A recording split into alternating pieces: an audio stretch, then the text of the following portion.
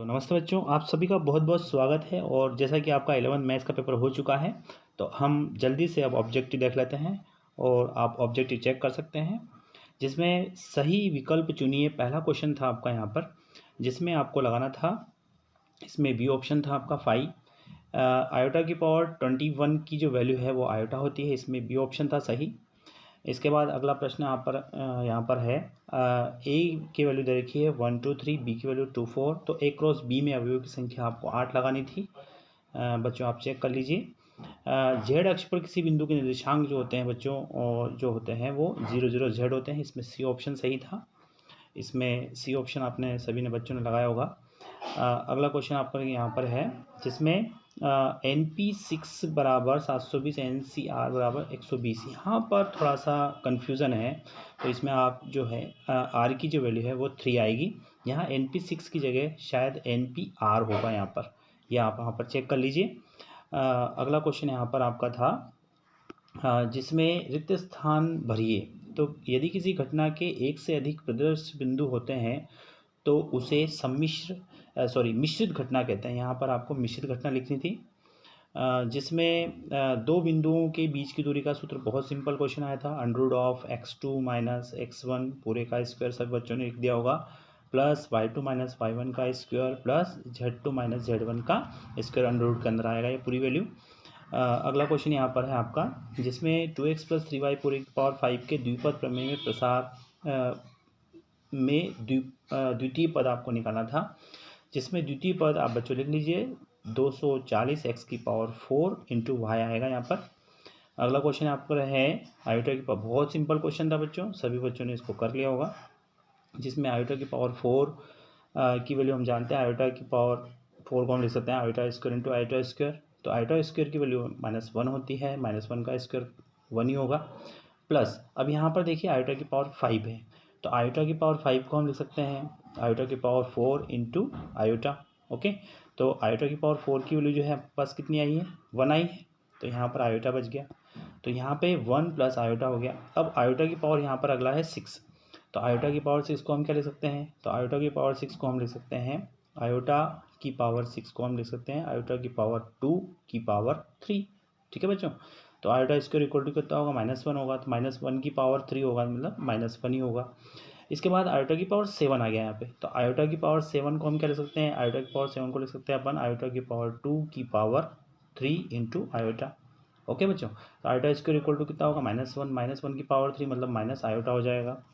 अब जैसे ही यहाँ पर होगा 1 से 1 कट गया, आयोटा से आयोटा कट गया, मतलब इसकी वैल्यू क्या आएगी, 0 आएगी। अगला क्वेश्चन है आपका यहाँ पर, जिसमें आपको बहुत सिंपल क्वेश्चन था, ये नीचे वाला भी, 7 13 4 12 8 10 6 का आंकड़ों की माध्यिका आपको ज्ञात करनी थी। तो इसको आरोही क्रम में या अवरोही क्रम में आप जमा लीजिए और इसके बाद इसकी माध्यिका आप निकाल सकते हैं। दो बीजीय व्यंजकों के मध्य संबंध जो विभिन्न चिन्हों के प्रयोग से बनते हैं असमीकाएँ कहलाते हैं। यहाँ पर आपको असमीकाएँ लिखनी थी।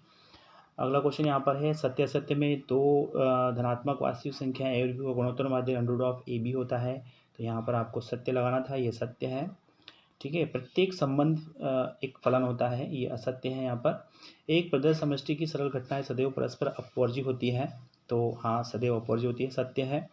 a + b की पावर n के प्रसार में पदों की कुल संख्या जो होती है वो n होती है, यह सत्य हो जाएगा आपका। पदों की संख्या n+1 होती है, मतलब एक ज़्यादा होती है बच्चों, आप सभी को पता होगा, तो यहाँ पर ये असत्य हो जाएगा, फॉल्स हो जाएगा। इसके बाद है सम्मिश्र संख्या 3 + आयोटा का मापांक जो होता है √10 आएगा इसका, लेकिन यहाँ पर 2 दे रखा है, तो ये भी आपका असत्य हो जाएगा। अगला क्वेश्चन यहाँ पर है आपका, जिसमें जो है इसमें A∩A' दे रखा था बराबर U, तो आपको यह असत्य असत्य, तो यह भी आपका आपके असत्य हो जाएगा, यहाँ पर 5 आएगा। अगला क्वेश्चन आपका यहाँ पर है, जिसमें सही जोड़ी थी और बहुत ही सिंपल सही जोड़ी थी, जिसमें sin 3x की जो वैल्यू है आपको लगानी थी। इसमें sin 3x बराबर 3 sin x - 4 sin cube x हो जाएगा। sin 2x की वैल्यू जाएगी आपका 2 sin x × cos x हो जाएगा, और cos 3x की वैल्यू जाएगी आपकी 4 cos cube x - 3 cos x हो जाएगा, और cos 2x की जो वैल्यू आएगी बच्चों आपकी वो आएगी आपका नीचे यहाँ पर 1 - 2 sin² x आएगा यहाँ पे। ठीक है, आप चेक कर लीजिए, जिसमें 1 - 2 sin² x आ जाएगा इसका cos 2x का। ओके। और 10x डिफरेंशिएशन ऑफ 10x की जो वैल्यू होगी वो आपको यहाँ पर सेक स्क्वायर एक्स आ जाएगा, और सेक एक्स का जो हो जाएगा वो सेक एक्स 10x हो जाएगा, और 10x बाई एक्स की जो वैल्यू आएगी बच्चों वो 1 आएगी। ओके, आप लगा लीजिए, ध्यान से इसको चेक कर लीजिए। अगला क्वेश्चन यहाँ पर है आपका एक शब्द वाक्य में, बहुत ही सिंपल क्वेश्चन थे इसमें भी, जिसमें समुच्चय निर्माण बहुत सिंपल क्वेश्चन है, सब बच्चों को आता है किस प्रकार से समुच्चय निर्माण के रूप में लिखते हैं। तो यहाँ पर थोड़ा सा मैं लिख रहा हूँ, एक्स की जो वैल्यू है एक्स टू एक्स आप लिख लेंगे, एक्स की वैल्यू होगी एक्स बराबर एन स्क्वायर हो जाएगा यहाँ पे, ठीक है, जहाँ पर एक्स अवयव होगा एन का, और यहाँ पर जो एन की जो वैल्यू होगी वो लेस देन टू 10 होगी। यहाँ आप लिख लीजिए, ये समुच्चय निर्माण के रूप में है यहाँ पर। इसके बाद अगला क्वेश्चन आपके हैं यहाँ पर, जिसमें ये दे रखा था आपको एफ एक्स की जो वैल्यू दे रखी थी 5 प्लस 2x में F mode minus F minus 4 की जो वैल्यू है वो निकालना था। तो इसमें -4 आपको यहाँ पर x की जगह रखना था। तो 5 प्लस 2 इंटू -4 हो जाएगा -8 प्लस 3 5 जो हो जाएगा -3 हो जाएगा, और -3 चूँकि मोड में है तो इसकी वैल्यू 3 आ जाएगी। किसी पूर्णांक k के लिए बहुत ही सिंपल क्वेश्चन था, जिसमें आई की वैल्यू आयोटा की पावर 4k प्लस 2 दे रखा था। तो आयोटा की जो, तो यहाँ k का किस पूर्णांक के लिए इसकी का मान जो होगा वो कितना होगा। तो यहाँ पर k की वैल्यू हम कुछ भी रखेंगे, जैसे आप उसके 0 रखेंगे तो 0 दिया तो आयोटा की पावर 2 हो जाएगा, तो आयोटा की पावर 2 हो जाएगा, मतलब आयोटा की पावर 2 का मतलब -1 होगा, तो इसकी जो वैल्यू होगी हमेशा -1 होगी। असमीका का हल याद कीजिए, x प्राकृत संख्या है, तो असमीका का हल याद करने के लिए आपको 24x लेस देन 200 है, तो यहाँ 24 को डिवाइड कर देंगे। ओके, 24 से 24 कट जाएगा, x की जो वैल्यू होगी वो हमेशा लेस देन 100/24। तो 100/24 मतलब x की जो वैल्यू आएगी, इसमें x के समुच्चय आएंगे वो आपको लिख लेना है, 1 2 3 4 आएंगे, क्योंकि x जो है वहाँ पर क्या है, प्राकृत संख्या है, मतलब x का मान हमेशा जो है वो 100/24 से क्या आएगा, कम आएगा। तो 100/24 का मान जो है वो 4.5 के लगभग, ये बात 4 पॉइंट समथिंग के लगभग हम बात करते हैं, तो 4 से कम मतलब 1 2 3 4 आएगा, ये आपको ध्यान रखना है। अगला क्वेश्चन आप है यहाँ पर, जिसमें बिंदु P1 2 3 की मूल बिंदु से दूरी बहुत सिंपल है, जिसमें आपको मूल बिंदु से दूरी निकालना था। अंडर रूट ऑफ मूल बिंदु 0 0 वैसे होते ही हैं, तो यहाँ पे 1 का स्क्वायर प्लस 2 का स्क्वायर प्लस 3 का स्क्वायर हम कर देंगे, तो यहाँ पे 1 का स्क्वायर 1, 2 का स्क्वायर 4, 3 का स्क्वायर 9, तो अंडर रूट ऑफ 14 इसका आंसर आ जाएगा बच्चों।